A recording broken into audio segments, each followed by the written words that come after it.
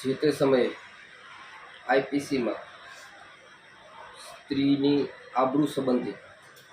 ખૂબ જ કડક જોગવાઈઓ કરવામાં આવેલી છે અને કોઈ પણ સ્ત્રીની બળજબરીથી એની આબરૂ લેવાના ઈરાદે અથવા એને પજવણી કરવાના ઈરાદે જો એની છેડતી કરવામાં આવે અથવા એનો શારીરિક જાતિ ઉત્પીડન કરવામાં આવે તો આઈપીસી 354 હેઠળ ગંભીર પ્રકારનો ગુનો બને છે અને આ જ કલમને ભારતીય ન્યાય સંહિતામાં કલમ 74 હેઠળ વધુ કડક બનાવી અને આ 354ની જોગવાઈઓને આવરી લેવામાં આવેલી છે. હવે આ પ્રમાણે કેસ છે જે આવું કોઈ ઉત્પીડનનો કેસ જે તે પોલીસ સ્ટેશનમાં એફઆઈઆર દાખલ થતી હોય તો મજબૂત મૌખિક તેમજ દસ્તાવેજી આધાર પુરાવાઓથી સાક્ષીઓના જુબાનીથી આવી હકીકતો સાબિત કરવાનો બોજો જે તે ભોગ બનનાર ઉપર હોય છે. પર્ટિક્યુલર કિસ્સાની વાત કરીએ તો ગઢસીસા પોલીસ સ્ટેશનમાં આ જાતિ ઉત્પીડનનો ગુનો નોંધાયેલો.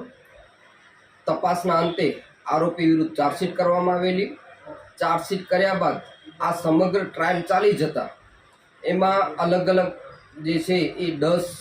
મૌખિક સાક્ષીઓનો પુરાવો અને દસ્તાવેજી આધાર પુરાવાઓને ધ્યાને લઈ અને કોર્ટે એવા તારણ ઉપર આવી કે શંકા ગમે એટલી મજબૂત હોય પણ તે પુરાવાનો સ્થાન લઈ શકે નહીં અને પ્રોસિક્યુશન એટલે ફરિયાદ પક્ષ છે એ પોતાનો કેસ જે છે એ મજબૂત પુરાવાથી સાબિત કરવો જોઈએ. એમાં શક્યતા, અનુમાન, શંકા આ બધું ચાલી શકે ને એનો સીધો લાભ આરોપીને મળતો હોય છે. અને પર્ટિક્યુલર કિસ્સામાં પણ જ્યારે વિથ પ્રોસિક્યુશન પણ હતા તેમ છતાં પણ શંકા રહિત પુરવાર કરવાની જવાબદારી જે હતી ફરિયાદ પક્ષની પ્રોસિક્યુશનની